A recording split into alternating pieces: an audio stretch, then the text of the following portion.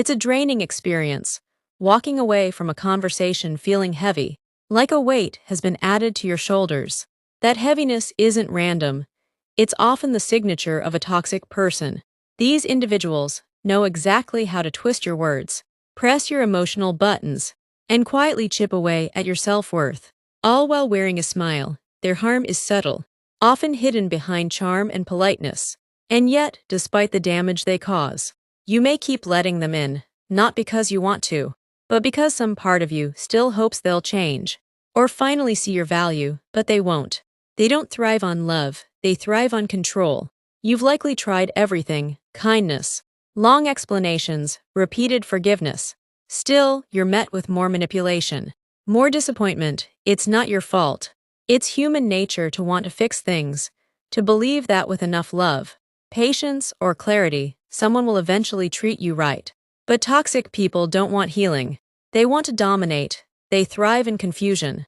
Their goal is to exhaust your mind, silence your voice, and cloud your heart.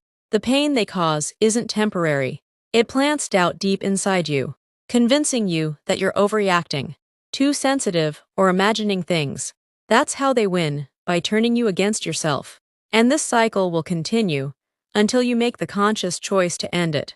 The way out isn't loud or dramatic. It begins quietly, with a shift inside you. You don't need to argue, justify, or beg. You only need to choose differently. This isn't about revenge. It's about reclaiming your freedom. A freedom where peace becomes non-negotiable, and your energy is no longer spent trying to fix someone who doesn't want to be fixed. Psychology shows that what we tolerate becomes our norm. The more you allow disrespect, the more your brain accepts it as familiar. That's why walking away feels so difficult. It's not weakness. It's attachment to the emotional chaos. But you weren't created to be someone's emotional prisoner. You have the right to protect your peace and say, enough. Toxic people linger because they believe they still have access to you. Once you reclaim your emotional space, everything begins to shift. You'll be surprised how quickly their power fades when they can't provoke you anymore. Their control is fragile. It only exists if you give it to them. Today can be the day you stop giving it away. These individuals don't operate randomly. They're calculated. They learn your triggers, find what makes you feel guilty, and use that knowledge to manipulate you. With tactics like silent treatment, sarcasm, or backhanded compliments, they slowly distort your reality. At first, it looks like affection or flattery, but over time, your boundaries are tested, your worth eroded, and you're left unsure where love ends and control begins. But they cannot thrive in clarity. They need darkness, chaos, and your confusion.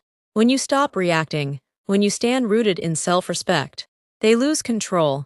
They cannot manipulate what doesn't engage. That quiet strength, your detachment, is what they fear most. An emotionally sovereign person is untouchable. If you wonder why you keep letting them in, it isn't because you're weak. It's because you crave love, understanding, and belonging. But that craving may lead you to confuse pain with connection, especially if chaos once felt like home. Familiarity isn't safety. Tolerating pain doesn't mean you're meant to stay in it. When you finally see this clearly, everything changes. You stop seeking love from those who weaponize your loyalty. You stop giving your worth away. You don't need their apology. You only need one choice: to stop betraying yourself. That choice is where freedom begins. And when you finally choose yourself, the whole world begins to shift.